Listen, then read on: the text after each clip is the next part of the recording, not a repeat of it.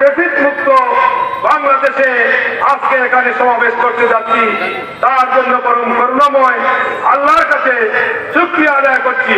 আজকে খেলাফতি আন্দোলন তার কর্মসূচিকে বাস্তবায়নের লক্ষ্যে যে সমাবেশ এখানে করছে, সেই সমাবেশের সাথে একাত্মতা ঘোষণা করে আমরা অতীতে যেভাবে ফ্যাসিস্ট বিরোধী আন্দোলনে ঐক্যবদ্ধ থেকে এই শেখ হাসিনাকে এই দেশ থেকে উৎখাত করেছি, আগামী দিনে এই দেশ